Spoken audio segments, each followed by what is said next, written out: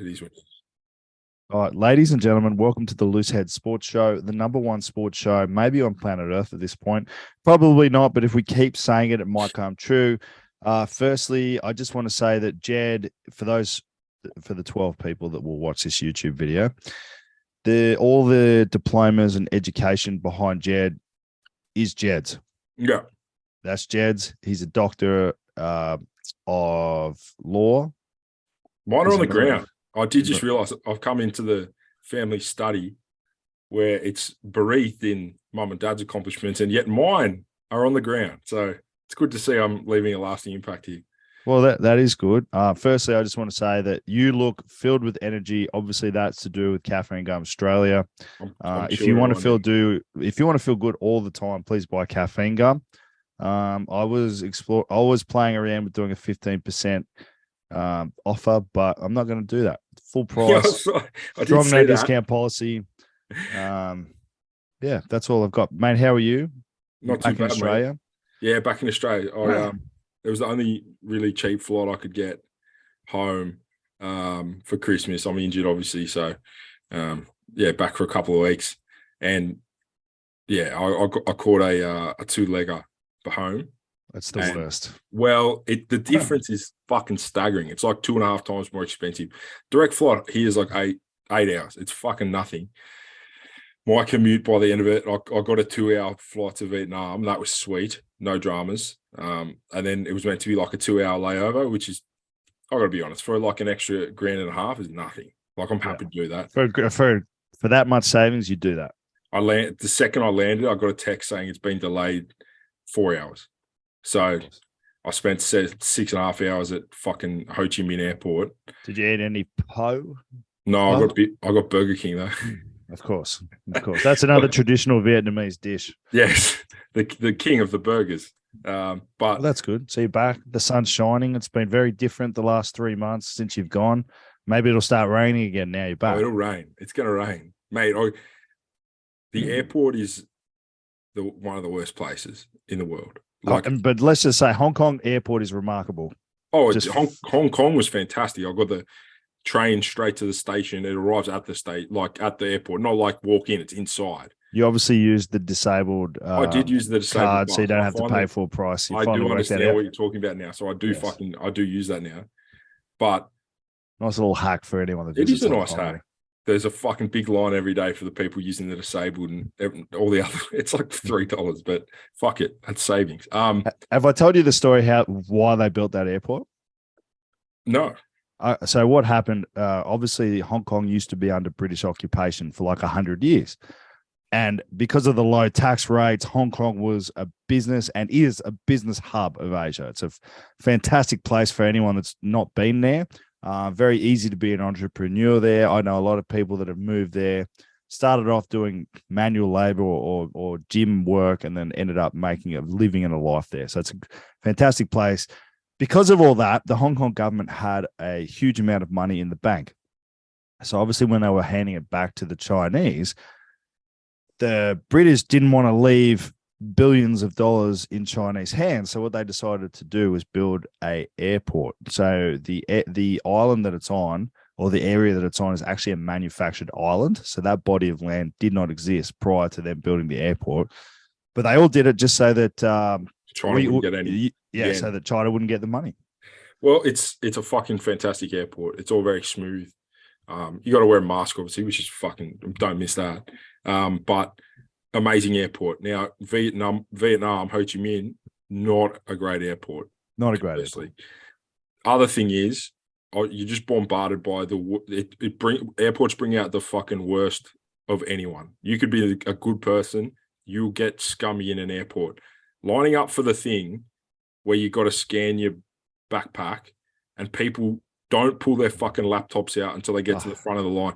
There was only one machine at this airport, so we're all fucking waiting there for this Spanish.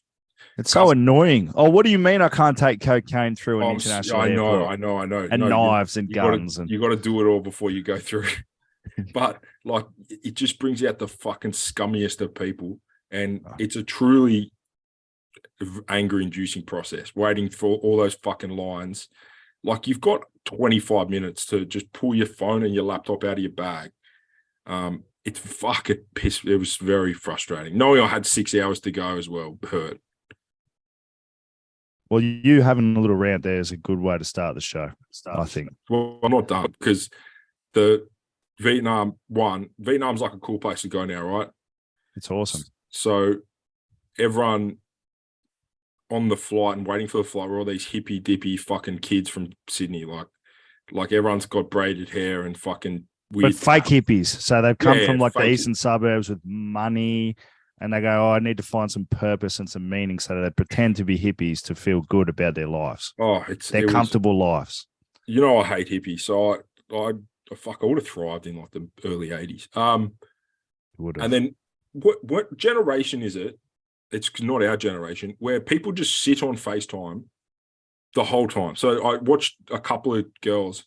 There was a 5-hour wait. They just sat on FaceTime for 5 hours, like walking around with the phone in front of their face, filming the fucking people waiting for the plane, updating like every minute on nothing's changed. But like, what generation is that? Like they're going through security, they're FaceTiming the whole fucking thing. Who possibly, it's got to be their boyfriend, could give that much of a fuck about anything to be on the other end. It's probably not their boyfriend on the other end. He'd be on there begrudgingly. I just was watching this girl film everything like she was a current affair, like something was going to happen. The flight's delayed. Sit down, shut the fuck up, be sad like the rest of us. I'm lying on the ground playing chess. Do that. You're a chess guy. I become a chess guy in the last 4 days, yes. What's your rating? It's pretty... on chess.com, it's in the 200s. It's very low. I've only just started, bro. That's better than mine. What's your rating? Oh, it's less than that. Oh, it's fucking... I don't have the patience or the intellect for chess, I don't think. I don't know why I started playing, but I was like, I'm going to be good at chess now. Because of Andrew Tate. You like Andrew Tate. I do like Andrew Tate. But the other thing about the landing in Vietnam was you don't need masks anymore, which is cool. That is cool. But they made this long fucking announcement about monkeypox. Like really long.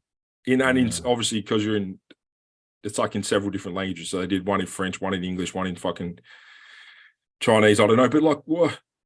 I feel like probably the average punter, just on statistics, doesn't need to worry about monkeypox that much. No, we need something to worry about, Jed. We all need something to worry about. Who would want a very relaxed life? Definitely not me. I just listened to the whole thing and I'm going, oh, it's a very specific, like the way it's transmitted for those.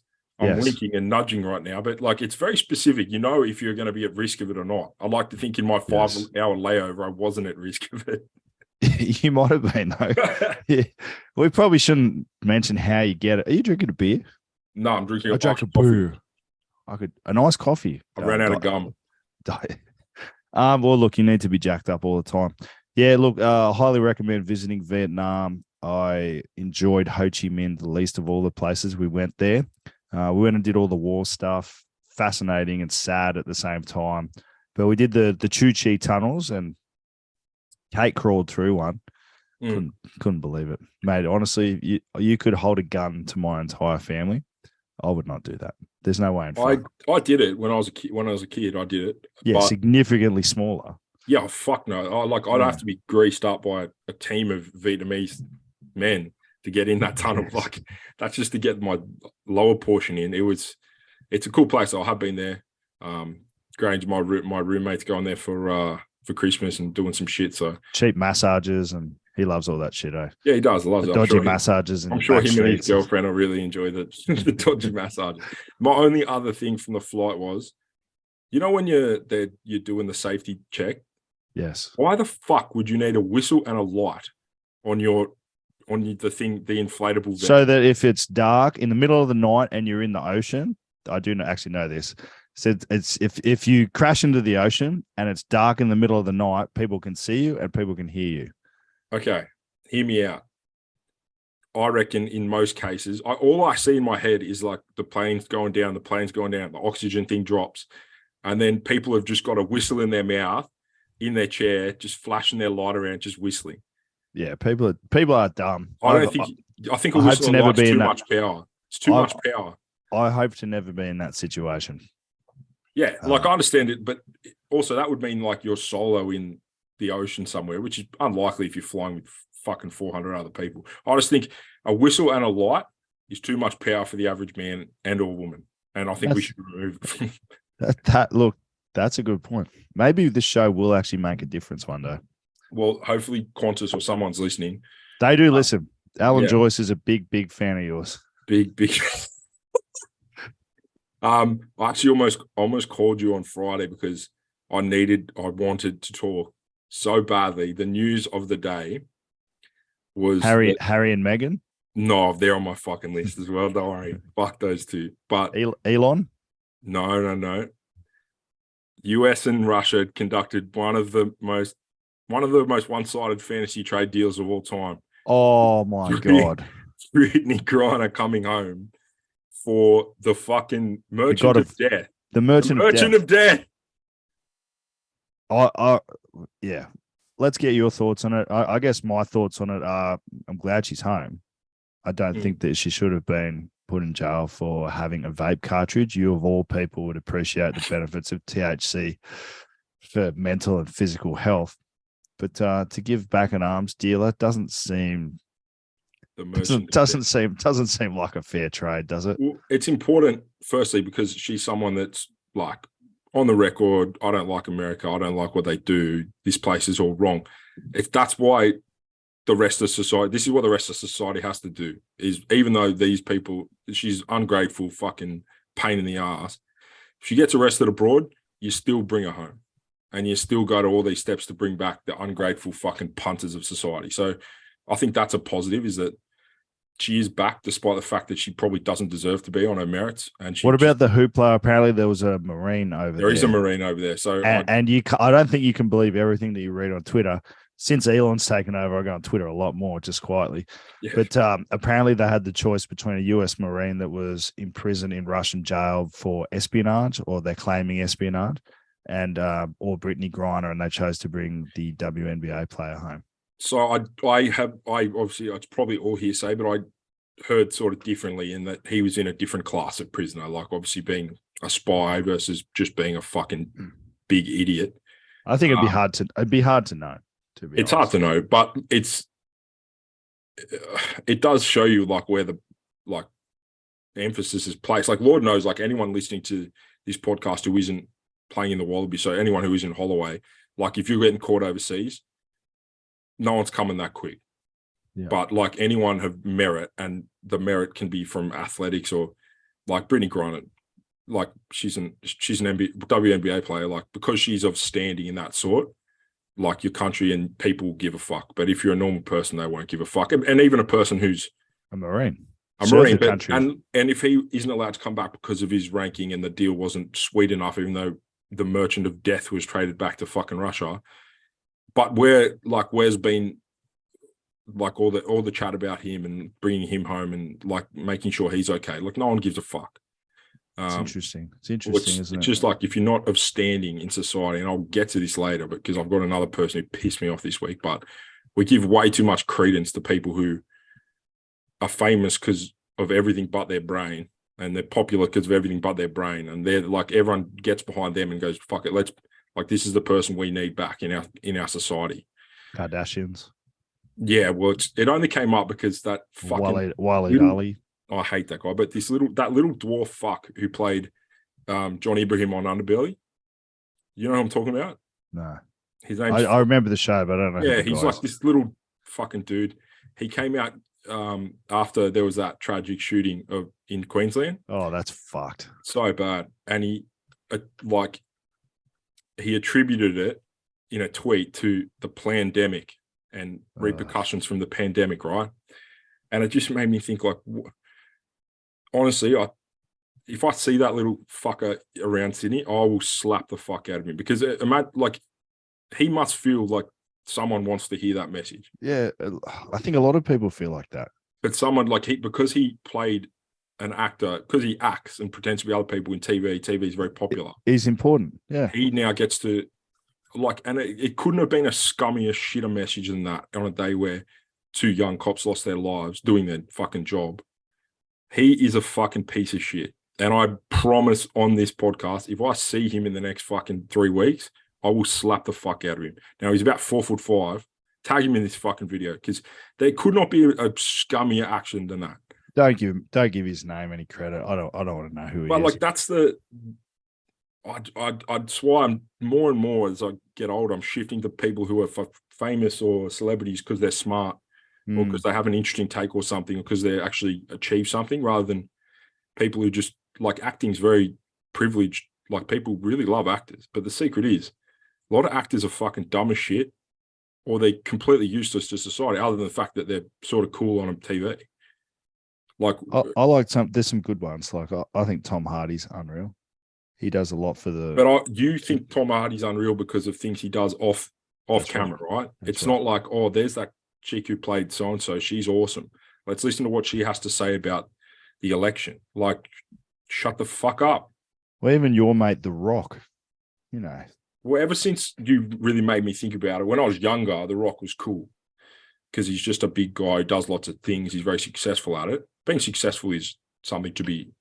He certainly depicts that he works harder than the average person, which is something to be applauded.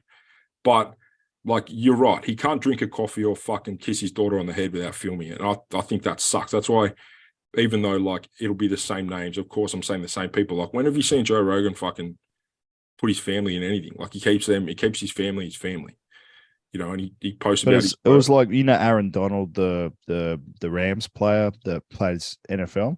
Yeah. Big bad motherfucker, like Yeah. tank of a man. Filmed all this workout video with him just after the Super Bowl to get like the shine of Aaron Donald, and to show that he's also a hard worker. Yeah, it's just I would very much recommend people to stop listening to fucking celebrities that were famous for acting, singing, anything like that. Stop listening to them about your life or social issues or fucking economic issues, because they're dumb as shit. If they were really smart, they'd be doing something and you wouldn't know who they are. Well, I think the Rock's clearly smart. He's clearly smart. I don't think you can get to that level of success without. Yeah, he's not MIT smart. He's smart. He's business savvy. No, he's smart. I respect him, but I think he's become a bit of a flog. I have saved the video of him promoting Joe Biden before the last election, because I think it'll be very interesting to see what he does at this next election. I think he'll do the same thing. Joe Biden? Yep. Ooh. But he seems like a guy that doesn't want to divide half the country. Yeah, I think like most, it's very good business is not getting into politics, not because it annoys people, but because you lose half your audience, right? What does Michael Jordan say? Even Republicans buy shoes. They do. And I dare say Michael Jordan may have swung the other way since then, given that he'd be getting taxed to the absolute shithouse. But yeah, we just got to stop looking to like, so-and-so's come out to say this about COVID, or said this about fucking the election, or say this about the Australian PM. Like, who gives a fuck? I saw ScoMo the other day walking through Cronulla with his 2 security guards. Scotty! Poor cunt, got to have security guards. Oh, they're two little guys following behind. Look, I don't think anyone's going to hurt ScoMo. Not in Cronulla. No. Maybe in fucking Paddington. How about all the Twitter stuff going on over the last week? I did perhaps predict that Elon Musk may lose his marbles on Twitter. So I still think what he's doing right now is either one of the greatest publicist-based like things ever, like where he's a little bit unhinged in what he's saying. It's very like, but as in it's overly provocative. It's very Twitter-centric. It's getting a lot of eyes. But I still do think that his power that he's yielding at the moment could unhinge him in a way. He's gone from libertarian to right-wing Republican. But is that just a reaction to the way the world's been the last couple of years? Absolutely, because the fucking last couple of years of just madness have made people, have pushed all the centrists right. Isn't it the thing where if you get an overreaction, then you tend to get an overreaction back the other way? And I think he's a good example of that playing out at the moment. I think, like, okay, put aside if you think he's going to lose his mind or not. What do you actually think of the information that's been put out there and what he's actually doing? I like it. It's an absolute leveling. It levels the playing field for everyone else who's had to sit around and deal with bullshit for, the media being very light on certain issues and heavy on other issues. Well, he's released the Twitter files, or Matt Taibbi did, or whatever.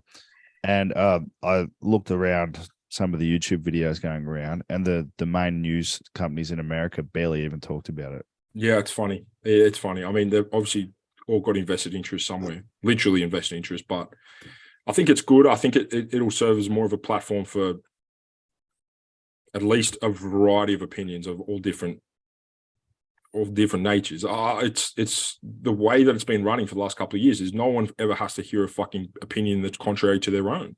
So you can post this bullshit nonstop, and you won't have to hear someone go, "Oh, look, I actually don't agree with that," because it's just been channeled one way.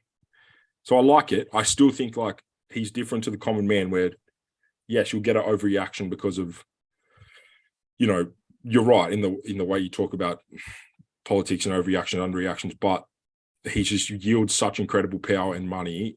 It would take a very, very wise and stable man to deal with that for 30 to 40 years. Like he's obviously been very rich for a long time, but now he's socially important. And he's doing a lot. He's doing fucking heaps. He's doing a lot. I think it's very, very, very interesting to see how it's all going to play out. It's so entertaining. It is. I go on Twitter every day now just to see what he's doing. And it's funny. I never really did Twitter before because I kind of thought it was for like old people or Americans. And since doing podcasts, it's good to actually promote it. And I barely use it because I feel like what's the fucking point in just giving out your opinion? But some of the voices that pop up, like Elon, there was this Twitter page of this guy that tracked Elon's private jet.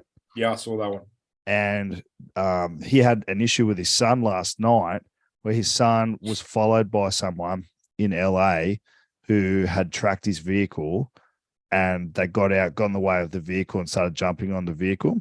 So he's ended up blocking anyone that follows anyone's account. And all the voices popping up today are like, "Oh, Elon's talking about free speech, yet cancels someone that tracks his jet, and it's just bullshit, and he's full of shit."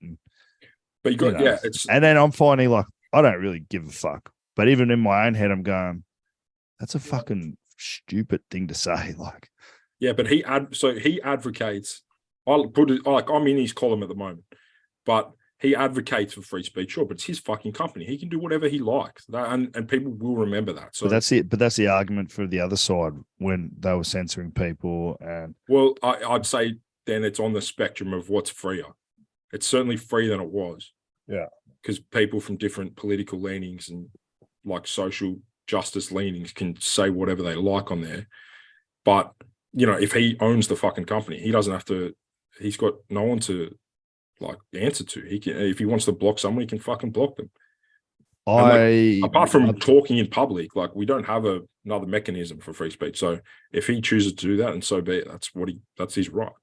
I love him. I love that he exists. He's clearly got a huge set of balls. The other really important thing that I want to know the answer to is what was Donald Trump's reaction to all this? Well, you'd have to follow him on that weird other thing. No, I'm not going to do that. What was it? What is it? Truth Social or something. Yeah, I'm not doing that either. I considered it.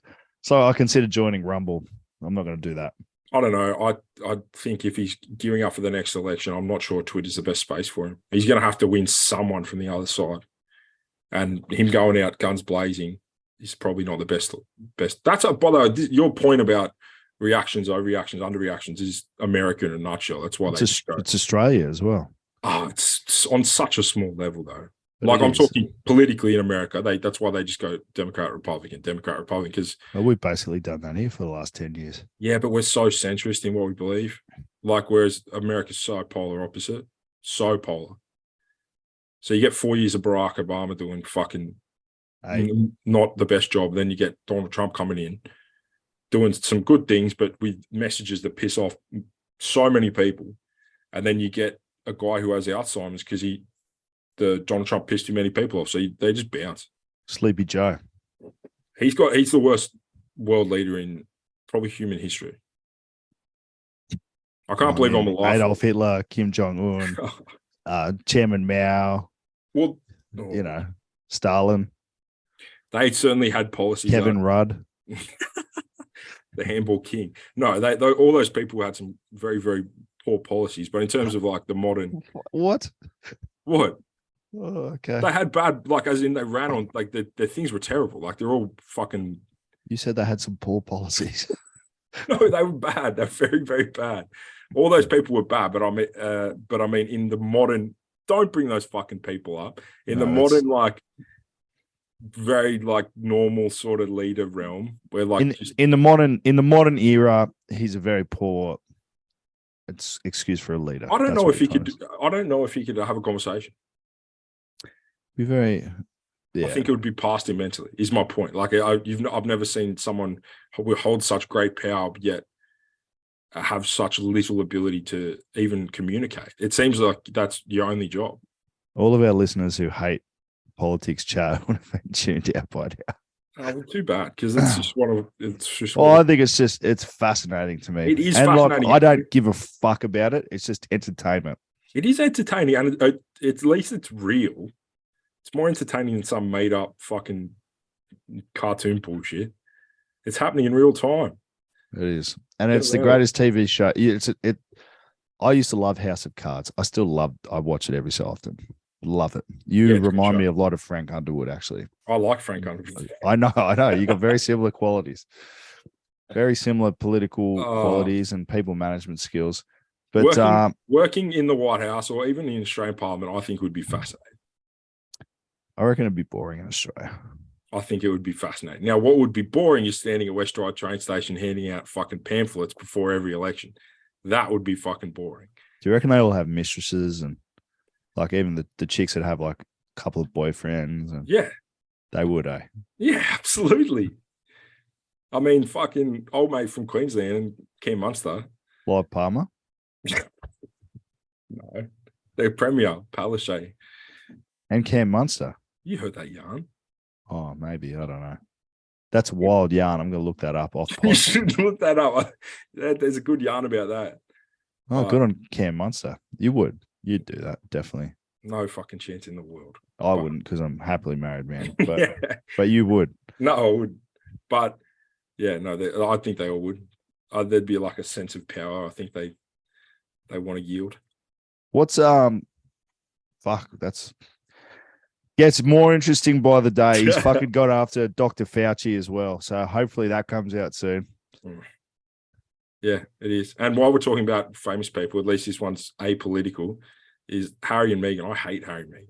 I'm not watching that show. Oh, no, fuck the show. I just saw that they got an award for taking a stance against structural racism. And that made me fucking furious. They shouldn't be getting an award for anything. They don't fucking do anything. Like, even like the average person in Australia doesn't think much of the royal family. So what is structural racism, by the way? Woo. Depends who you are. It's the entire, like, the operation of society is functioning around racist tenets. Oh my God. So in my opinion, it's the figment of an imagination. But anyway, to many people, that's real. And they got an award for taking a stance against it, which I presume was them not getting into the royal family. But they've gone from one form of celebrity that is fairly useless, but fuck, it makes someone happy, to now they're just rich people in fucking Hollywood. And everyone hates them. Well, no, everyone doesn't hate them. All England hate them. Like, England hate them. Like, at least... Your guy, your fucking mate, what's his name? Piers Morgan, just going off every 5 seconds on Twitter about him. Well, she's got to stop fucking complaining about stuff. Like, she couldn't... she's just constantly whinging, Meghan Markle. It's fucking unbelievable. Well, look, we whinge all the time on the show, but if you are... If I had fucking $50 million, I probably wouldn't be whinging that much. And you're in suits, and you're like, great and show. then you became a princess. What are we talking about? I reckon the British media would be awful. Awful. But look, a lot of upside, small downside. I don't know. Get to marry a prince. Seems like a good dude. Fucking entitled bitch. He might be a good dude, but he's fucking dead to me now. He's useless. He's fucking useless. He should have stayed in the army. Like, something of merit to... So now he's just hanging out in Hollywood. But you still support Prince Andrew, don't you? I don't support Prince Andrew. I think that whole thing's fucking another. It's just insane. I watched that the other day. That is a wild story. There's some fucking crazy shit. The FTX thing happening at the moment. Oh, I haven't even started talking about that. That is fucking wild too. There's been some great stuff. For anyone who likes reality TV, maybe your girlfriend likes reality TV, get them into actual reality. So not people, not the Kardashians. Like, this is reality TV every day. You wake up and the leader of the free world's like asleep at a conference.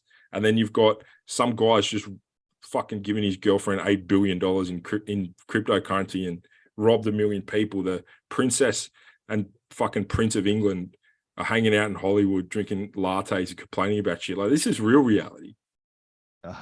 Invest in that. You can't even make that shit up either. You can't.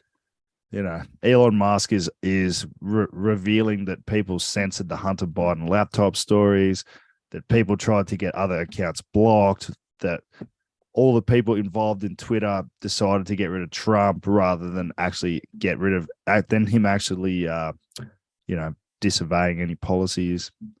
Yeah, of course. That's fascinating. I love it. It is fascinating, but it's real reality TV, and you got to read a little bit harder to get to it, but it's fucking very entertaining. Now, the SBF thing, he has a lot of similarities to you as well, that guy. He doesn't. He's a fucking little nerd.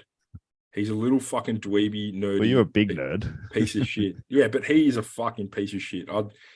Like the fact that the guy who, like, I'm sure we've spoken about it before, but like he effectively, he just stole $8 billion. Like I listened to have you ever listened to Lex Friedman, who goes on? Yeah, I love him. Yeah. So Lex Friedman, for anyone this guy does podcast, Lex Friedman podcast.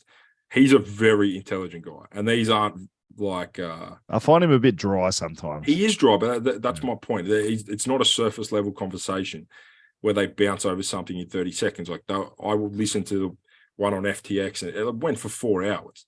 So like, it's not exactly like, get in the car, cheer you up. Yeah. No, it's not. But he's very, very smart.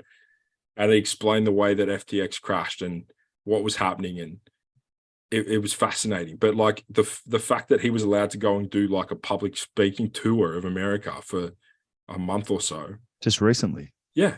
And it was sponsored by the New York Times, or they paid him for it. Yeah.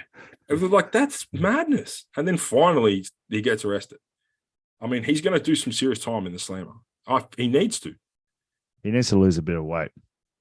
I don't know. That's really rich coming from us. Well, he's going to lose a bit of weight, and he's going to have a boyfriend because he's going to Pelican Bay. He's going to be playing basketball in Pelican Bay in a month. Where's Pelican Bay? Pelican Bay prison. I have no idea. Oh, Pelican Bay, like federal prison. Max facility.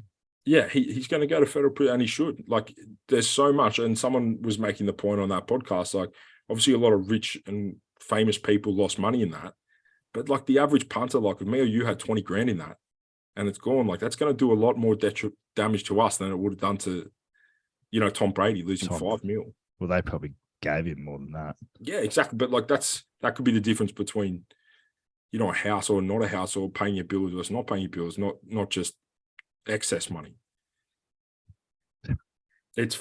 What else is going on, Jed? It's madness, mate. That for me, just like a lot of my friends have been crapping on about FTX for a long time, and now that it's collapsing, we've just been waiting. Like, when is this guy going to get arrested? He should have stayed in the Bahamas. We got arrested in the Bahamas. He did? Oh, yeah, they had an extradition thing. He'd be spewing. He needs to go somewhere shitter and more corrupt. India. That's what you were saying offline. India. Oh, well, India in a naughty chair for some things, but yeah, he could have gone there, or just go to another island that doesn't. You would just pay like $100 and hang out there forever. Do you know Virat Kohli has more Instagram followers than LeBron James? Well, there's a lot of people in India, man. There are. I reckon you mean big dramas if you went to India and started bad mouthing Virat Kohli publicly. I would never do it publicly, just behind his back. You know what I mean? He's a good cricket player. Great cricket player. I mean, a cricket player's little nerdy fucking dweebs as well. Yeah, they are, but he's very good at it. I'd love to be good at something, Jed. He yields. Oh yeah, fuck. He yields the axe like not many others. He's a fucking hell of a player. This is why I do this podcast, because I get to learn things from you. Well, you're not going to learn much. But I was reading another thing. The Ash Barty won Tennis Player of the Year. Didn't she retire? Yeah, she retired. So anyway, She's still the best. Yeah, apparently Nick Kyrgios lost, so he came second, right? And he went on Instagram and was like, basically, fuck this, like put up the stats from the year, like this and that. But who gives a fuck? Do we like? But I'm still in like. I like Kyrgios. Yeah, that's what I was going to ask. So go on, defend your case. I just like people that say what they feel, and whether I agree with it or not, he's just being who he is, and I like that. I don't think we have enough of that. I mean, it's true. You make it reasonable. I think Ash Barty's great as well. She's awesome. She's how you would want an Australian sports star to be. She's very good at sport as well. Absolutely. Seems like a great person and a great stateswoman for the country, which is what everyone would like your sports people to be. But equally, we want sports people who say what they think, are true to themselves, are honest and emotional, and who are also fucking good. And I think Kyrgios, when he's on form, ticks all of those boxes. I don't think I would ever be friends with Nick Kyrgios. Now that's a completely different matter because I don't think I should have to be friends with him. I think he's probably a bellend, but I do like aspects of it. And if I was in his shoes, I probably would have posted something similar. But the fact that he doesn't really care about perceived repercussions, I don't mind. I do think that there's certain times where when he's representing the country and whatnot, he could do a better job. When he's representing himself, I don't give a fuck. Yeah. Oh, look, tennis is one of those sports that even when you're representing yourself, people still see you as representing Australia. So yeah, it's a hard one. Well, I like him. I like him. I could only imagine what a piece of shit I'd be if I had $20 million in the bank. Respect for him. He'd have millions for sure. Oh yeah, he would. No, I don't mean that. I mean the piece of shit aspect. I would be, yes. I think individual sportsmen, and it's been since I was a kid, they're just weirder people. Yeah. Playing rugby, you have to fit into a community. You got to. Well, not even if fit in, but just be able to function. Like these, if you're just going and staring at the bottom of a pool or fucking hitting a tennis racket with yourself all day. Well, there's a good. It would be swimming, looking at a line on a pool for 4 hours a day. I reckon that's the weirdest one. Oh, it'd be so bad. And you get your flowers once every 4 years at the Olympics, and you better hope you win that motherfucker. And 100%. And look, I can imagine that's why they all do prescription drugs and have eating disorders, and some of them become pop stars. It's so weird. No, he was a pop star first.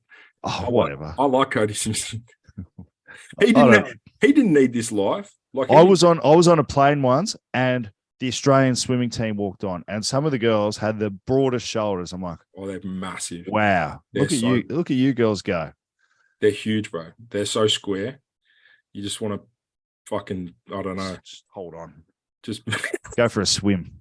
That sounded gross. It wasn't intended to be. It wasn't intended to be gross. I know what you mean, though. They're so big and square. They just dwarf you in real life. Just hold me in your arms. I sort of want to put one of the blindside flanker and put her up at 6. You know what I mean? They're just so big and square. But it's just good on them. Good on them. They don't complain as much as some people. Very demanding sport. I like Cody Simpson though, because he was a pop star, famous as shit. Good singer, eh? Well, fuck, who knows? But he didn't have to come back dating models in fucking Hollywood. He didn't have to come back and stare at the bottom of a pool. He did. I like people that go and chase their dreams, Jed. I got a lot of respect for it. Earn your money, then go chase your dreams. Is that why you brought up Stalin and all those characters? Well, I don't know how you could tie Stalin into Cody Simpson, but I was having this thought today. Like, if you're someone that's trying to pursue a goal, I think it's smart to create some kind of revenue stream that involves you doing very little work or remote work so that you can have the funds to actually chase your goals. Because I think coaching is a good example. Like, until you actually make it, there's fuck all money in it. So you need to be able to sustain yourself. A Ponzi scheme. Yeah. Well, that's exactly what I'm trying to do. Multi-level marketing. You know what I did? I've been going to jiu-jitsu again. I gave one of the English guys who loves coffee, I go, here's a 6-pack of gum. He goes, oh, what's this shit? I'm like, just try it. Just try it. He comes back to me today as, I need some more gum. Yeah, that's it. Well, it's caffeine's addictive, you know. Yeah, I know. But that's my point. And I wanted to make that point for athletes, anyone trying to pursue something that might take some time to get there. I feel like a lot of people give up along the way because maybe money becomes an issue. They've got to pay for families, all sorts of shit. So I think if you really want to pursue a goal, it might be smart to create some kind of revenue stream at the start and then have some kind of business where you can just work remotely and it fits around your life. And I don't think everyone could do once you've started on the journey, I don't think everyone could do that. But I think if you're at the start of your journey, it's very easy to do. Yeah, yeah. I am no genius, You know and I'll lower the bar. I'll lower the bar, particularly for athletes. Do anything else besides what you do. Do something that isn't you going to training. You're going to get pissed or you playing Xbox. Because the guys who I saw, and I'm not exactly, my sample size isn't fucking thousands, who did anything else, whether they had a job that they worked 2 shifts a week or they fucking did something, had some sort of. Well, Dane Hale at Petty's a great example. What did he do? Well, he started a healthy fast food outlet in Perth while he was at the Rebels. He had other businesses going. Guys like Jeremy Tills ran a building company while he was with the Waratahs. Cami Orr and Carlo doing the journals. They got journals, yeah. Yeah. So the way I would describe to anyone who wanted a professional sporting career is you should look at it as a very serious and fun thing that you do. You can take it as seriously as you like and be as good as you can be, but it's not how you make your living and it's not who you are as a person. And I think that's probably the way that you would survive a professional sporting career because it's some fucking high pressure. And I feel like a lot of people tie their egos and sort of define themselves based on the sport. But I think that that's not healthy. No, it's not healthy at all. And I think the kids who end up the most fucked up and the weirdest or like the most not based in reality are the ones who get signed very, very early and are very, very good.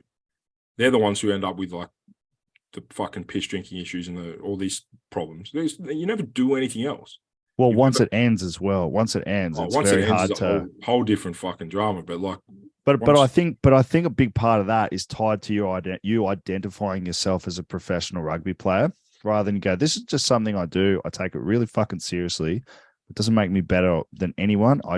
I work hard at it, but I've also got this. I'm a lawyer. I'm a builder. I'm a businessman. I'm a teacher. I'm a chef. I've got a supplement business. I do 3 podcasts, whatever. Very hard as well. Very hard because almost everyone you know will only associate sport with you for maybe the rest of your life, but you have to at least associate something else with you. I agree. I think that if you look at yourself as more than just a sports person, that's a very healthy way to attack it because it could look. We've seen guys. There's been countless examples of guys who will go in on a 1 or 2 year contract, spit out the back door, they're done. That's done. I mean, you're a good example of that. But there's countless, and you're lucky you've got a family who consider education very important. You yourself are very educated, and you've got the ability to do other things. And I don't think it was ever who I don't know, but I don't think that you would have defined yourself as just a rugby player. I think it was something you did, but you're more than that. If that it's certainly sense. Something you probably want to define yourself as, though. Like when you're young, but like, yeah. How old are you now? 30. How fucking stupid were you when you were 21? So I've always been very pretty boring, but so dumb. So fucking dumb. But boring and stupid are 2 very different things. Oh, stupid. Like comparatively to yes, your point is I was never like crazy fucking going to festivals being a madman, but fuck you are stupid as a 21-year-old. Like if you talking to 21-year-olds now, for the most part, is fucking difficult. Well, I think it's different now because when you were smartphones in when you were 21, they would have been. Yeah. But all the social media, all that sort of shit wasn't. When I was 21, smartphones weren't quite out yet. So it was TV. Yeah, do you remember Viber? Viber was the first sort of WhatsApp iteration of WhatsApp, and that was the first thing that came out. But I think I was 23, 24, something like that. So I think that's obviously had a huge influence. I can already feel my attention span becoming worse and worse the more time I spend on my phone. Doing these podcasts is the longest that I pay attention to anything.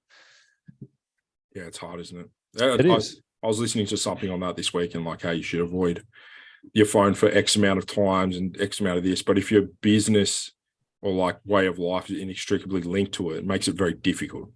I feel like that's a little bit of a cop out. I use that excuse myself, and that's why I think it's a cop out. I think if you're disciplined with it, you can get around it. Yeah, hold on. But if the research is like, you know, like if you can spend the first couple of hours of your day off your phone, like if you're waking up and going to work, or like you work from home, let's say, but like you wake up at 7, like you're going to have to be on your phone at 8 for work. Like it's almost like, I mean, yeah, I agree. But in my situation, I don't need to be on my phone as much as I am. There's no way I do. So you're letting everyone down, but everyone else is fine. I'm bringing the average of the world down. Well, like I was listening and they're like, get an alarm clock, like don't use your phone, like try and do it organically. It's almost like we've got to go back to like phones being phones, and then you have another thing for social media. So like you got to. I've considered that using my iPad for social media. You got a Nokia 1310 as your phone. But then I just carry an iPad around like this. Fuck, old people do that. But you take phone calls with it, you send text with it, and then when you want social media, you go on a different thing. Yeah. Yeah, I think that would be smart. I would ultimately like to get rid of social media. I think it's very distracting. A lot of my friends have, but it does make it harder to communicate with them. Yeah. Not because of their fault, but because of just your human nature. Like if you see a photo of Chubby doing something, you're like, oh, Chubby, what are you doing? What's happening? But if you don't see him at all, like I think it just is harder for your brain to be reminded of like, oh, fuck, I wonder what he's doing. I read something very interesting. It's a little bit morbid for anyone listening, but it's probably only 5 people listening at this point. But actually, you know what? I won't say it. It's a little bit too morbid. But you are right. There are friends that you see. Like I went to school with this Argentinian guy, came over for a year, ended up becoming great mates with him. I think he was fucking lunatic. There's some stories I'll tell you off podcast. Not suitable for certain people listening, but he messages me every year on my birthday. Every single year, and it's only because Facebook pops up that he remembers it. Yeah. So I guess that is a good thing because I get a lot. I don't know. It's just I get a lot of enjoyment out of that message every year. Yeah, I get the same. You know what I mean? I don't, not from him, but from another Argentinian guy. But I don't know. Like obviously, I've been away for 3 months. So it's just like you just get to see things like babies being born or fucking birthday parties or things. Yeah, for the good shit, I think it's good. But if you had some discipline around it, it might be good. Hey, I just got to change the subject very quickly while this thing's popped into my brain. You know the French footballer, Mbappe? Yeah. He gets paid more than the entire NRL combined. What's that? 100 mil? Oh, no. How many teams? Yeah. What, like 250 mil, something like that? I don't know. I saw a tweet about it today. Yeah, it's funny. It's funny how, well, football's obviously massive, like global game, but like the money's next fucking level. Oh, other thing I heard today is that there's going to be more English Premiership clubs go under. Really? Yeah. Very unreliable source, but they're you know, I've heard some shit. Interesting times, Jed. What would you do now, knowing what you know about the world? You go back in time. You're 20. You sign a 2-year deal. Let's add a good club, not the Rebels. Knowing what you know now, I think I just would have been able to maintain that deal. There's things that people like and want to see, and like it's just cheat code for young kids, man. And most of the time, if you're good enough, you get away with it as a young kid. But if you're not good enough, you get the axe. Well, what advice would you give to someone who wants to have a good professional career, to make as much money as they can, and then set themselves up for life once they finish playing? I can't answer all that because I haven't done the latter half of that. So, but in terms of professional career, I think there's so many just things that don't sound right, but are so true. Like, I think you got to be better at training than playing. I think it's more important what you look like than how talented you are. Like, that's true. There's so many things. Like, I think overall you got to be just very agreeable. And like almost kiss ass agreeable. Like I think that'll get you further than showing personality. like particularly with the looking the part thing, like there's just so many guys who've gone year after year and been jacked as shit and just they look perfect for what they're going to do, and they just get picked more often than guys who are more talented than them. Yeah, well, they get more leeway. I would honestly, for like an 18, 19, 20-year-old, find whoever's in your position at the TARS and just fucking look like them. If they run a Bronco of 520, go and train till you run a 520. Like they've got a cookie cutter for the most part, even if like it's not as bad as it once was of what they want to see, and then just give them what they want to see time 0.20. Have you watched or read the book Moneyball? I've watched the movie. I haven't read the book. So I just finished the book. Very, very good book. If you can get through all the baseball statistics and bullshit, it's quite a good book. But what they did is they didn't have the money to go for the baseball stereotypes. So what they tried to do is to get undervalued prospects so that they could get as good as they could without spending all the money. And what they found is that most people looked at someone physically, how they came across, rather than the cold hard evidence of what they did. And a lot of the Oakland A's success was for looking at people that don't necessarily look the part of a professional baseballer, but they have the ability, they actually have the outcomes that give you the results that I wanted. And they had a huge amount of success doing that. And apparently people would look at their team and there was huge fat guys and guys with like bad knees and guys that you would never see in any elite professional program given opportunities because they actually had the ability. Now, I'm not saying rugby's the same. Obviously, rugby, there's a physical element involved. You know, I think it's going to be very hard going forward for a 100-kilo prop to ever play elite rugby. It's just a matter of physics, really. Physics, did I get that right? Yeah. Yeah, it's just a matter of physics, really. If you're 100 kilos, you're scrumming against Taniela Tupou, Alan Alatoa, it's, you know. It's too hard. But look, baseball is very tangible in terms of outcomes you can get. So if someone's throwing... But interestingly enough, people never looked at that. No, and that's even more reason why it's applicable to rugby. Like baseball is so tangible in that, like if you throw the ball 5,000 times, you've got 300 strikes or whatever the fuck. I don't give a fuck. But you can literally nail everything down to the exact science of what you contribute in that game. Rugby's more subjective. Yes, it's getting more objective with the data and the analysis of games, this, that, and the other. But when you walk into a room of young kids, you'll still look at the most jacked one straight away, or the one who's clearly trained hard, he's big and muscly, and be like, "Fuck, who's that?" Yeah, it's just human. It's human even nature. If you had a list of like them ranked in order of speed and ability and this and that, you're just human nature. Like, fuck, he looks good. Yeah. So like, I told this to heaps of people, and I hope I don't know if I think it's helped at least once, but like, you got to look the part. Was that my problem? Maybe. I don't know. I think it was certainly a contributor. But like, yeah, you have to look the part, man. And then apart from that, just it's like I think it's like going back to school a little bit. Like, be a good student, and you want to be a good student because you'll learn more anyway.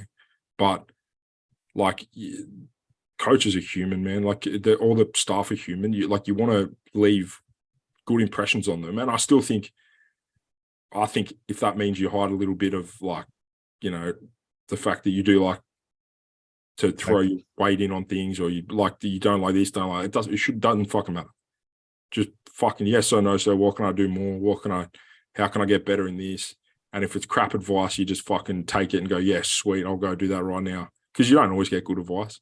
No. And you just like, you just got to be a straight A student until you're at a point where you're good enough that it doesn't matter. And we do have those guys where they're so talented that they can still be toxic fucking people or annoying people or poor teammates. That exists. But for the most part, like the guys who succeed and aren't necessarily as talented are just fucking hard workers, head down, bum up. If you are a shit player or not a good player and you are a fuckwit, there's no hope for you. You're burning the candle at both ends. You're fucked. And like you're genuinely fucked.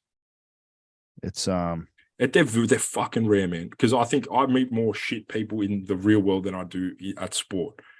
And I don't know, maybe that's just an internal bias I have. But I generally, if I think someone's a fuckwit, I'll just say it. But like, To them? Yeah, To well, it them? depends what's happening. But yeah, if they ask, um, What do you think but of me? What do you think of me?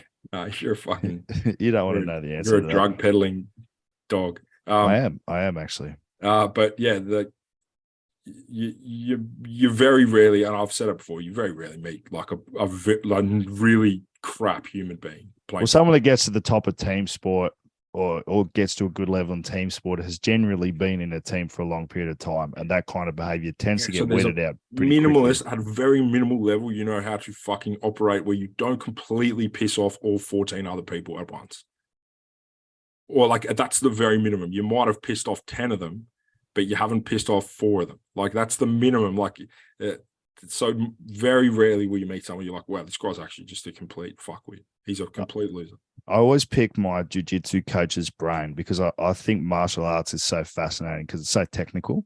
It's so technical. And guys, I've been doing it for a few years and I'm still awful. And I think that's just going to be the case for the next 10 years. He said, I asked him, what do you do? If you've got any difficult students, what do you do? And he goes, mat culture is the single most important thing. And I either tell them that if they don't change, they've got to fuck off. So I quietly just say to him, look, you should find another gym. And I think that's a really good way of going about it. Jiu-jitsu is very much like respect-based, more so than other martial arts. But even when I was boxing at the boxing gym, like if there was a piece of shit, it'd be very apparent, and the guy just be like, fuck off. Yeah. Not so subtly sometimes. I'm sure it can be done in a better way, but halfway through a class, you just be like, get out. Yeah, but look, it's more that saying mat culture is the single most important thing. It's the same at a rugby club or any team. It's not. You don't reckon? No. If you're good enough, you can get away with anything. Truly good enough. And hey, it's happened. I'm not sure I agree with you. I think that one bad egg can spoil it for a lot of people. It can absolutely spoil it. Even if they are good enough. I think there's some personalities you can live with, for sure. I think there's personalities that you will be more tolerant of because of their ability. But I think an out and out fuckwit. No, like I think there's a diminishing returns. Like if someone's truly the worst person to ever live, like then it doesn't matter if they're a 10 out of 10. But if someone's just a little bit difficult, you can manage that. Yeah, I'm talking. I think there's numerous times where very, very good players have been unbelievably difficult. Yeah, and has it worked out for them? The teams that they were in. Are you talking about Australian teams? Yeah. Yeah, I would argue that I can think of some of the people that you might be referring to. I think it's at the elite level. Where it's worked out for them, maybe in the short term, maybe not the long term. Individually, it's probably worked out for them, but the teams that they were in. But like I think in the Shoot Shield now, like given the stock, I think clubs would be more interested, not interested, but more willing to take a risk with someone who might be a bit of a pork chop. Definitely. And I think it happens a lot. Definitely. Just because they need a certain shout out to my mate James Whalen. Because I was talking to him today. He's going well. He's going well over there. That's good. If I'd asked, that would have been a great response. But it must be cold over there. Anyway. Yeah, he's cold. He just came back for his brother's wedding. It was a perfect day. He's enjoying himself and he's learning a lot and going well. Well, no one wants to live in Doncaster, so he's a liar. He's a liar. They're going to fold, so it won't matter. Yeah, I do think it happens more now than it probably once did. But like, look, I think you're right. I think there's a varying degrees of what you will tolerate. Some people are just confrontational people, and I'm not a very confrontational person, and I might not like that. But you can learn to live with some aspects of some people's personalities. But I think if someone's an out and out cancer, I just can't see that as a good thing. It's fucking makes things hard. You know? But it's fucked. Makes things hard, man. Because then all you're doing is focusing on the one cancer. Well, they take a lot of time. A lot of time. And then you go, well, I've got all these great people who, do you know what I mean? Well, like I think coaching made me appreciate the people more so who were good people. 100%. Because it became so fundamentally more abundant because they're always on time. They always had their things ready. And it's so helpful to the overall process. Yeah. Like when I was playing, I didn't notice as much. I'd like people because they're interesting or they're like, obviously if they're good, they've got to be good at ish at footy to be playing first grade anyway. But it's so like if you were a pain in the ass, like every second conversation is a bit as you were in it, and that's just not helpful. But it has to be the nature of just almost every team to an extent. Like I can't picture a team anywhere where Every group of humans ever. that's just people, right? You know, and And I suppose I find that very difficult. My overall point is if you're going to take up more conversation time, you have to be very fucking good. Correct. Very good. I'll agree with that. I don't mean like played Australian schoolboys good. I mean like you are the fucking playing Australian schoolboys means nothing. New Zealand schoolboys means nothing. New Zealand under 20s means nothing. What have you done lately? What have you done lately? My point is, even if you're 18 or so and you're coming off a national team selection, that's not my definition of good enough. Like I'm talking, you're the best player in the world, or like you're top 5 in the world of your position. Like other than that, you can't get away with being a prick. What have you done lately? Me, I went for a walk. Because what you've done before, it doesn't fucking matter. It's what you've done lately. Yeah, I would argue. No, I wouldn't push back on that. I would not push back on that. I did a podcast with Todd Kefu yesterday. I used to love Todd. I mean, not that I don't love him now, but he was my hit. I loved him when I was. I said it to him. I'm like, doing this podcast. I've got the opportunity to meet 2 of my childhood heroes. One was Richard Harry, who could not have been a more delightful human being. One was Prince Andrew. Yeah. I got a feeling he might have gone for me in my skinnier days. I had a few days where I was skinnier when I was 18. I got sick for a year. But and then meeting Toto or Kev, we're on nickname basis now, and talking about the Tongan team and some of the people that they've got coming in the next year. There's some fucking talent there. There is some talent there, and he reckons, and I tend to agree with him, that one of the biggest issues is that they just don't get enough game time together because they're all over the world, and for whatever reason, the Wallabies were together like 5 months this year or 4 months or whatever it was. Tonga had 2 4-week stints together. Oh, it's impossible. It makes things virtually impossible. You know, I think their recent crop they're obviously Tongan athletes are enormously talented rugby players, but it makes it very, very difficult. I just don't know. I don't know whether the offcast of like Israel Folau and like older New Zealand players who aren't eligible anymore is really what they need. What he reckons is that actually brings. I didn't specifically ask him about that, but he said that there's 3 guys that came in this year: Vaya Fafita, Charles Piutau, and one other. Can't remember his name, but he's good. You know who he was. And he said the biggest influence these guys have had is culturally around training and performance and actually being a professional. Because all the 3 guys that have come in are like superstars where they played. All 3 have played for the All Blacks. And Colby Fang is going to be eligible for him next year. Adam Coleman. You know, they got some talent. Yeah. Adam Coleman's got Tongan heritage. So they got some quality coming in. But he said the biggest influence that they had was culturally around getting the young guys to understand what it takes to be a professional in the training and the preparation, all that sort of stuff.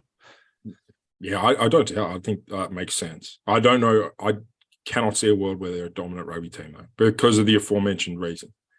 It's just so difficult because again, it's just the point you made. But like you take a squad who are good, but they're not in the top 4 in the world, and you give them a fifth of the time together. Like how are you supposed to do anything with that?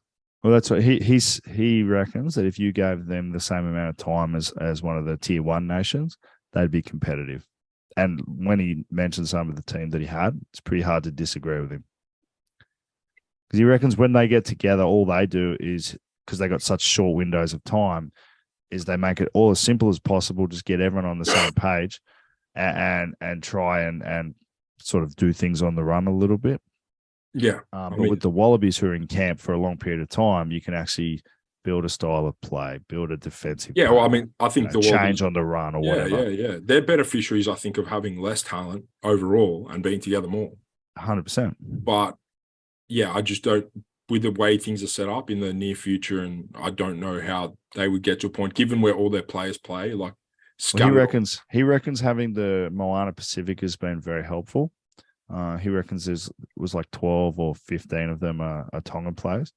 But he said having a specific Tongan Super Rugby team would be a huge step forward, because what he noticed with all the guys that ended up going into Moana Pacifica is that they all improved significantly training full time, because there was a bunch of guys that weren't, and two, having that week in, week out heat of playing against All Blacks, Wallabies. And really, I think if you made a Tongan team, they would get better, and then I think the eyes would get picked out of them, and they'd fuck off overseas. Well, he also said that they didn't get any proof of this, but he reckons that clubs will give players extra money to sit out from Tongan duty or to sit out from a World Cup. Definitely, without a doubt, I'd put my absolute house on that. My house, and they tell them to do it as well. They're like, if you're going to get more money to support your family, do it. We'll support you guys 100%. It's one of the attractions of playing for a tier one. We don't have tiers like that, but like a tier one nations, you don't have to deal with bullshit like that. But I mean, it makes things very hard. I think if you had even like the Fiji and Drua and they had a few guns, I think those blokes will be gone pretty soon. I think they'll be in France doing what high level rugby players do. But I think your bottom level in general, I think they'll get better. Very interesting conversation. I'm not going to release it to the new year, but talking to people you admire is cool as fuck, Jed. Yeah, I haven't actually. I can't get onto Andrew Tate. It's fucking really distressing, bro. Look, if we got more than 5 fucking listeners on our YouTube, he'd probably come on. Mate, I will say I was pretty crook last week. I've had you gave me a cough today, and I went on YouTube and watched the videos of him just hanging out in his house in Romania, like the Big Brother episodes. Effectively, they're very entertaining. He's awesome.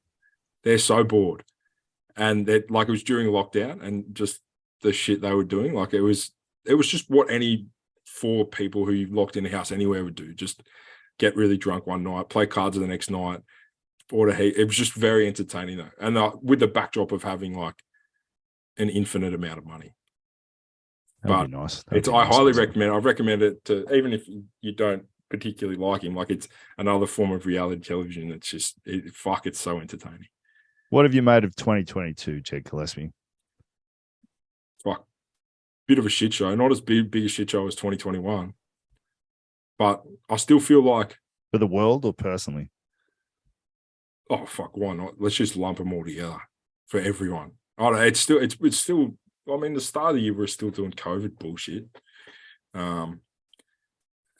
It's been a reasonably good year. Had a full shoot shield.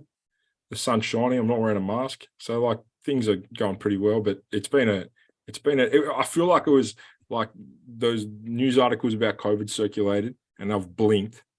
And it's fucking 3 years later, down the track, yeah. Like, blinked. I very much look forward to reviewing this someday in a history book and figuring out how it's perceived to look back on, because living it, like, we had no fucking idea what was going on. Like, people not going to work anymore. Now no one goes to work. Everyone works from home. Like, it'll be viewed as some sort of thing. I don't know if we had a thing up to that point. That was a world thing. Yeah, not for a long time anyway. Not for a long time. You got to go. No, my dad's just dropping schooners fucking next to him. That's all right. But yeah, it's been a bit of a shit show, but overall not so bad this year, I don't think. If someone would have said to you in January that at the end of the year you'd be living in Hong Kong, what would you have said to them? Probably not. That's probably about right. Like, on percentages, probably not. But I'm not really living over there. I'm just no, I am living. Yeah, I don't know. It's probably not. But hey, it's the previous 2 years, like, you couldn't fucking go anywhere. So it's nice to do something. Fucking earth. I think people are getting I know from Hong Kong side, like, people have got the itch and they're just fucking flying everywhere. Like, I don't know if Australians are doing that. I think we are. Yeah, there's people going mad here as well. Everything's so expensive though. We're going to Bali next week and it's ridiculously expensive. I'm glad 2022 is over. I keep saying 2023 because I'm already on 2023 preseason plan. So Yeah, that was one thing I was gonna say. Going into preseason, I mean, going into the Christmas break, which has got to be the greatest rival of any coach, is the Christmas break, particularly when you get some of the big units fit. Just run occasionally, will you? Like whoever's out there, just run occasionally, because it makes you can maintain your fitness so easily, but it's so hard to start again. I think the biggest thing is you don't want to get injured when you start back training again, because whilst you may come back a little underdone, if you've done nothing and you go back to a reasonable volume of running, that you'll break down and then you'll miss 3, 4, 5, 6 weeks. And that's where the real cost of not doing anything happening now. But if you run 2 or 3 times a week, it doesn't have to be full on. When you start back, I think you'll be able to deal with it a little better. And look, I think we've got 11 weeks to round 1 when we start back, so that's a good amount of time to get properly fit. But you just don't want to be missing any weeks. Yeah, it's no, and that people do so many hammies and fucking calves and shit in the preseason, like. Yeah, I think you have to go like your immediate after the first, like right now, finishing training. It's like enjoy, have a few beers, do this and that. Then you'll have Christmas. Then you'll go to Byron and fuck around for a week. Like there goes 3 weeks. You're on the piss. Like it's just go great, for a doesn't jog. It's very hard. Like that's that point. Like if you're playing footy and none of your mates play footy, no one's fucking exercising. Like you go on holidays, no one's exercising. You're hanging out. You watch 20-minute sprint session. Just get some. It takes a bit of ticker to fucking do it. I think you don't win preseason. You don't win seasons or premierships in December, but it can certainly get you a fair step of the way along the line. I don't know what I was thinking there or what I was saying, because I just saw you get up and I'm like, I got to drag this out a little bit. And then I think I had a stroke halfway through. No, it makes sense. Like but particular heavier guys, or like the fast twitch guys. What's the go with Milner? Oh, bro. I was meant to talk about this last week. It's a fucking shit show. And I'm not exactly in the know. I mean, anyone who supports Eastwood's heavily invested in it, even like if they don't care that much, like news pops up, they read it, this, that. So from what I can understand, the one of the local MPs has been kicking off about TG and the zoning, right? If TG doesn't get zoned for development, Eastwood don't get paid. So Eastwood it would mean that Eastwood is stuck in between TG and fucking this place in Castle Hill, which is also running into development issues. So it's not actually good from an Eastwood perspective. Keep in mind that I don't think you'll find one person who's stoked that TG Milner is being left, right? But if the choice is between Eastwood being rich and leaving or Eastwood being fucking broke, and having nothing, then you just take the money. So hold on. So if the land doesn't get zoned appropriately for the person who's buying it, the deal's off, but they still have to leave. Well, no, they don't have to leave necessarily, but they'll be stuck in this operational way, which they've been stuck for like 15 years, where they can't produce any revenue. Or so they say they can't produce any revenue. I think they fucking could if the average age of the people running the place wasn't 85. So I think they could produce revenue. Fucking, it's not like I have to hold back saying that, but it's not good. It's not good. Like it's funny. The local MP, supports, say, TG Milner. Let's keep it a public space. It's not a fucking public space. It's owned by an RSL. So they could lock the gates tomorrow and just go, well, no one can fucking come in here anymore. But it's a highly, highly complex 3-way ownership land rights thing. There'll be some fucking wanker complaining about it. It always just takes one. Yeah, but look, they're screwed. They're completely screwed. And so the best thing for them is for the deal to go ahead, so they get money. Because if the deal doesn't go ahead, they get default. They're getting default payments at the moment from money they should be getting. So they should be getting millions, and they're only getting hundreds of thousands as a punishment. For the other party not paying, but it's not good for anyone. So it's been a fucking nightmare. Well, that's some good news to end the show with. Yeah, I don't know where that puts. Um, I honestly don't know what will happen now, because some people who are in property and law, things like that, they're like, X will happen. Other messages from people are like, everything's fine, it'll be fucking awesome. So I tend to sit somewhere in the middle. Since you asked something very close to my heart, I'll ask you, what was the story with the pub and your cousin? I have approval to Yeah, you said you could tell it. I have approval to give this story. So we're at my nana's funeral in Condobolin. Great start to a story, by the way. Absolutely cracking start to a story. She was a wonderful person. She lived a very good long life and good innings. And I think once you get to a certain age, it's almost a relief. So she was at that point. We all went for the funeral. My cousins are all from Cowra. Shout out to Cowra, great place. And we're standing at the bowling club, and Tommy starts rolling a joint. Right. I'm like, what the fuck are you doing? Because it's legal. It's legal. What? I'm like, what do you mean? It's legal. So he has a medicinal marijuana card. He's got a medicinal marijuana card. We go to Condo Pub, nice beer, terrible food. And he starts smoking in the middle of the pub. And they're like, what the fuck are you doing? It's legal, mate. Medicinal marijuana card. They're coming out more and more. Yeah, he gets it sent to him. I'll tell you off air what I did, but he gets it sent to him. You have to go online and do some Zoom screening, costs you a certain amount. You have anxiety or whatever. Boom, sent to you. And there you go. He's lost a lot of weight. He looks fantastic. And yeah, we did that all at my nan's funeral. Yeah, well, I mean, what better time? It's funny, like my local GP, all our family go to, like he's moved to a big place and there's a marijuana guy in there. And I'm like, that's awesome. Well, no, I'm not into my marijuana, but I'd be very surprised if anyone goes in and they get knocked back. Right? Well, how are you going to make money if you knock people back? Exactly. So more and more people are doing it. Oh, it should be fucking legal. Who gives a shit? Yeah, it's a plant. If you want, yeah, but like, righto, Brittany Griner. Cocaine's a plant, and I will not, and don't say it should be legal as well. But like if you want, like I've lived in. Well, why shouldn't it be legal? What? Why shouldn't cocaine be legal? I think why is beer legal?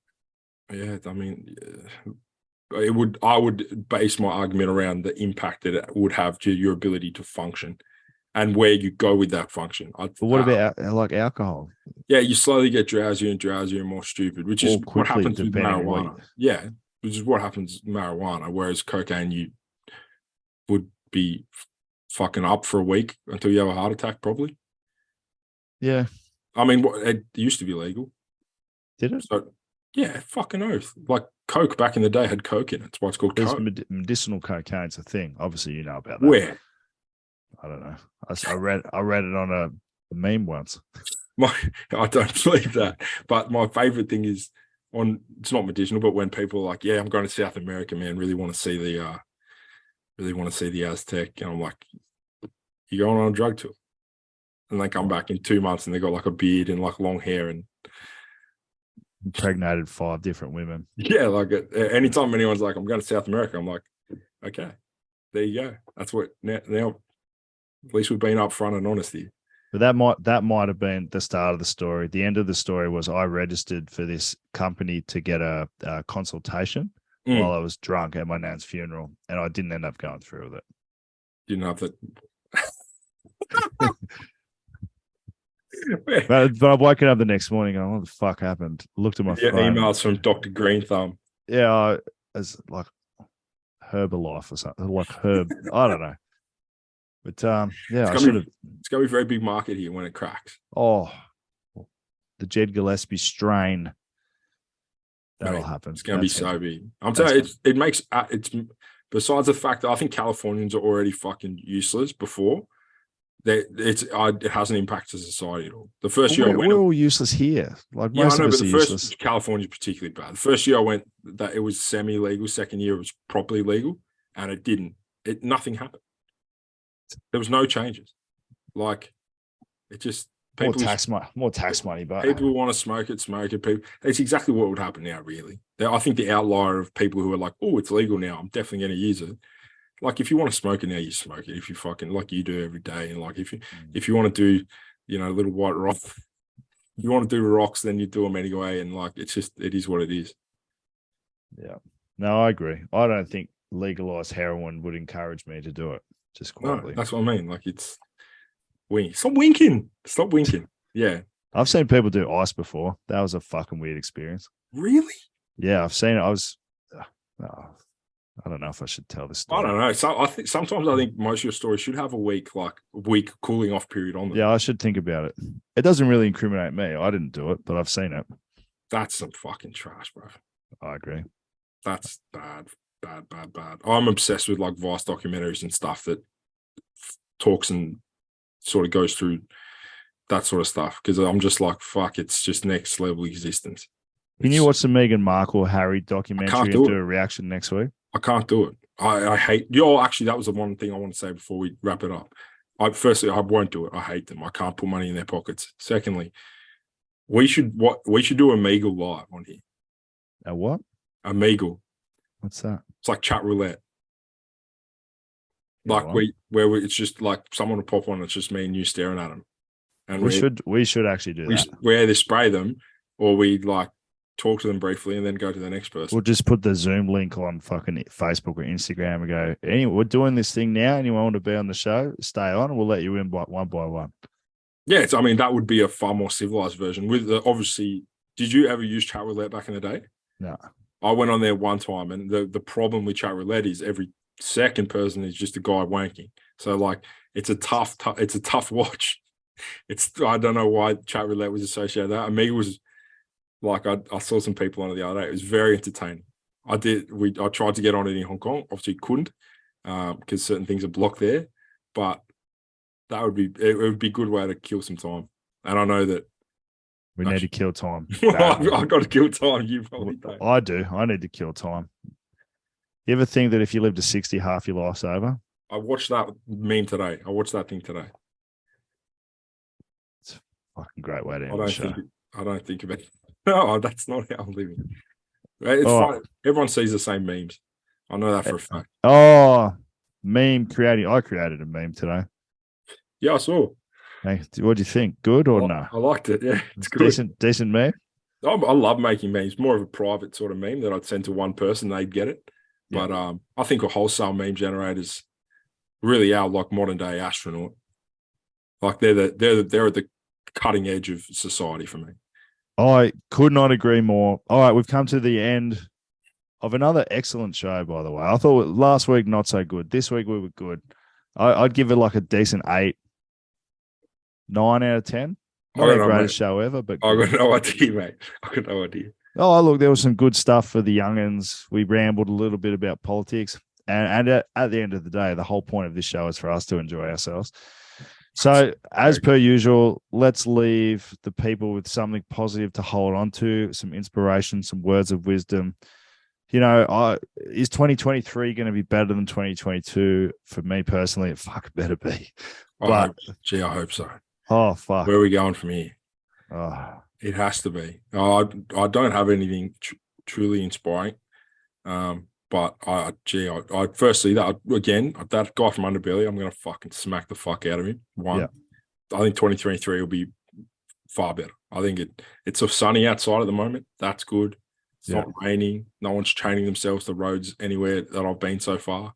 Not yet. No, it's nice to be back behind the wheel. So look, everything's looking up. I can't see any world where by the end of next year, we're not living in Bucharest, Romania, just counting Bugattis. Scumbag University, launching 2023. If you want to be a real scumbag, give us $35. It's even half of what the Tates are. $35 a month, And it's not where's your Bugatti, it's where's your Hyundai i30. Yeah, where's your Toyota Echo 2008? That's good enough for us. Very inspiring. Thanks for listening. Please like, subscribe, share, buy caffeine gum. And as always, please send Jed any nudes that you have. No. Also, any rugby related Instagram pages. Oh, I got to ask you this question before we go. Could prolong the podcast a little bit. I won't say his full name, although he's a great person, and it rhymes with Hodge Lachlan. Hodge Lachlan rhymes with that. He wants to know what Jed Gillespie's pronouns are. I, believe it or not, was actually thinking about this last night. I'm a Ziza. So there you go. I don't even know what that means. No, it doesn't matter. It doesn't matter.